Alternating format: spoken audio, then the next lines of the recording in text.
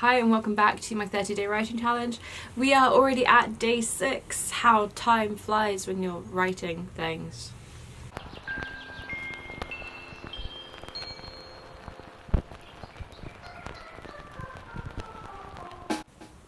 Day 6 and we are finally finished with finding inspiration, and I wanted to move on to my next section, which is characters. I was kind of debating which section I wanted to go on to next because I've got stuff about plot and setting as well, but I really found that characters are what make a story for me. I think they're the most important bit. A story can have a really strong plot, but if I'm not invested in the characters, then I'm not invested in the story. So that's why I wanted to move on to characters next. Also, I wanted to put out like a little disclaimer. I am not a published writer. The goal is to be a published writer, and that's been the goal since I was about 13, and I wrote stories way before that. But in all honesty, I'm still relatively new to writing. When you look at writers that give advice in their career spans, I'm only 18. I'm new to trying different things, I'm new to critiquing my work, I'm new to looking at my work objectively, and I wanted to put that out there because everything I'm saying, all the advice I give, should be taken with a pinch of salt because I'm still learning. I started this channel and I started this challenge because I wanted people to learn alongside me.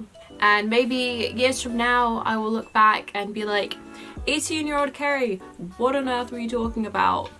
But for now, all I'm saying is stuff that I found to be true. And with that, let's move on. Today I wanted to do an initial start to character development, to character creation, and talk about something that's kind of topical: diversity. When you say the word diversity nowadays, immediately you think of racial diversity, sexual orientation, classes, abilities, that sort of thing. And that is really important. I think it is really important on screen and in a book to have representation. But there is a fine line that I see a lot of authors and creators struggle with, and that is the difference between representation and tokenism. Tokenism appears when a creator is aware of a discourse about and a demand for characters that are different from what we've been presented with for years. And then because of that, the creator then adds characters that differ to merely fill a quota. Characters become a checklist. And in my personal opinion, I believe that tokenism and lazy representation is almost as bad as not having any representation at all. You may not even be aware that tokenism exists in your writing. I'll ask you to describe a character and you can only mention their race, or their orientation, or their disabilities. It is likely that you are partaking in tokenism. And that is because there is so much more to people than just those things. Characters are people. Simple as. Every character has their own motivations, their own interests, their upbringing, desires, and they all differ from each other. Essentially what I'm saying is that you shouldn't write diverse characters because you feel you are required to. You should write diverse characters because real people are diverse, and it's just mirroring the world around you.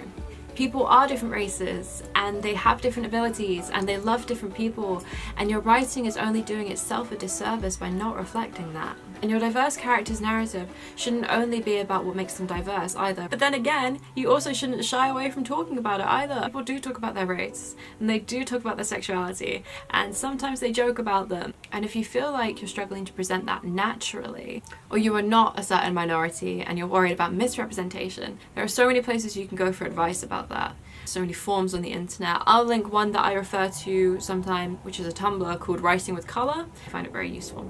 Diversity within your characters is a necessity, it's a must. And I don't just mean diversity from what we've been presented with before. Your characters must also be diverse from each other. They need to have a distinct voice and they need to be individual so they don't all blend into one another, because that makes them forgettable to the reader. They also need to be different so they can bring different elements into the story. If you have a humorous character, it's likely that you're already countering them with a serious character, so stuff actually gets done. They complement each other because one is amusing to the reader and one advances the plot. And I'm not saying that humorous characters can't advance the plot.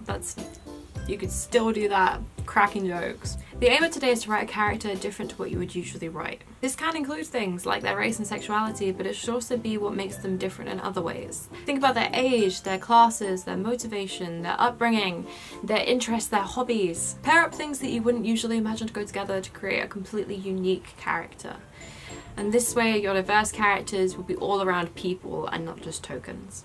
That's all for day 6. Remember to like and subscribe if you fancy it, and I hope I see you tomorrow for day 7. Bye.